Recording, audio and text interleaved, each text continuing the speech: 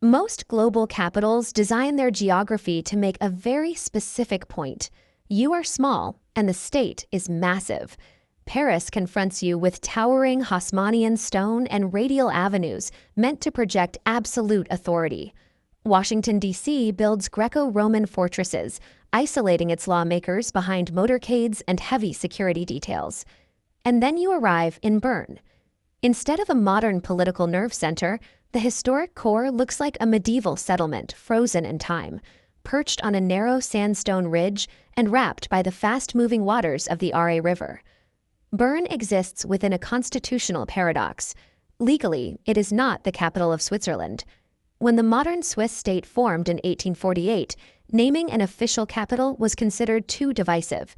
Zurich held the economic wealth, and Geneva managed the international diplomacy. So to keep every region content, the Swiss designated Bern as the federal city, or Bundesstaat. This founding act of compromise hardwired a culture of humility into the local geography. It dictated how political power would behave within these city limits for the next 2 centuries.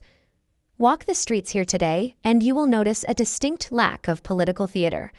There are no sirens blocking off intersections, no concrete barricades, and no bodyguards aggressively clearing pathways for state vehicles. Even the National Parliament building, the Bundeshaus, is built directly into the steep terrain, its green domes blending quietly into the surrounding tree canopy. The local social contract operates on absolute normalcy. It is common to stand in line at the grocery store behind a sitting federal councillor, waiting to pay for a carton of milk. Locals don't ask for autographs, and requesting a selfie is treated as a breach of social decorum. Authority here does not isolate itself behind armored glass. It puts on a sensible rain jacket and walks to work across the bridge. While the rest of Switzerland treats punctuality as a strict religion, Bern operates on a frequency called Gemütlichkeit. The local pace of life is so relaxed that German-speaking comedians regularly mock how long it takes a Bernese resident to answer a simple question. In 1905, a 26-year-old technical expert third class lived in this unhurried environment, working long shifts reviewing patent applications from his apartment at Kramgasse 49. His name was Albert Einstein. Every afternoon, Einstein walked home through the cobblestone streets, passing directly beneath the city's 800-year-old astronomical clock tower, the Zeitklocke. Watching the mechanical hands turn and city trams depart, he formulated a strange hypothetical.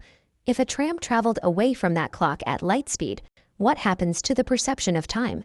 From that specific visualization, he deduced time must stretch and bend. The special theory of relativity was born on these quiet streets.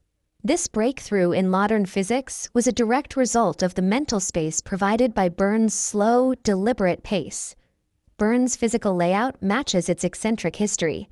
After a devastating fire in 1405, the city council ordered all new buildings to be made of local green sandstone, integrated with 6 kilometers of continuous covered arcades, known as Lauben, allowing residents to navigate the entire center without an umbrella. Public art here also carries a very different tone. Instead of victorious generals, one of the most prominent monuments is a 16th-century statue of an ogre actively devouring a sack of infants. Locals routinely meet for morning coffee directly under the child-eating giant without a second thought. Then there is the city's heraldic mascot. For over 500 years, Bern has maintained a tradition of keeping live European brown bears foraging right in the middle of the historic center, now roaming a naturalized hillside enclosure along the riverbank. But the city's most vivid subversion of normal corporate life happens on the river itself. At 5 o'clock on a summer weekday afternoon, the standard urban commute looks completely different.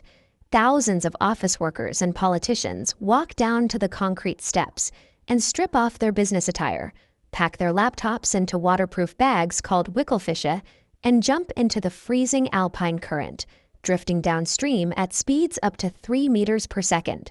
The river dictates the operational rhythm of the city.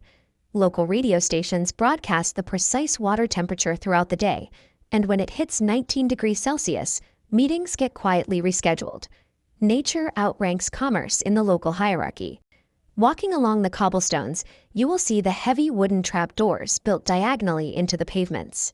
Originally dug in the Middle Ages to store wine and grain, These vaulted subterranean chambers now house a hidden secondary city made up of underground jazz venues, small independent coffee roasteries, and intimate theater spaces. This layered city strictly adheres to its own odd cultural schedule.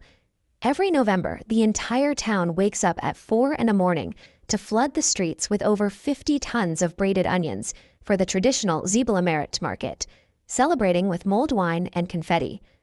Return to the astronomical clock tower and look closely at the mechanical puppet display that performs every hour. High above the crowd sits a small fool dressed in red. According to local lore, this jester was deliberately positioned to face the surrounding government offices.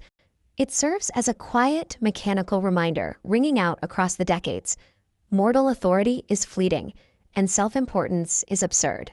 Bern thrives as a national powerhouse because it balances complex federal legislation with the soul of an alpine sanctuary. It remains an international hub by deliberately refusing to take itself too seriously.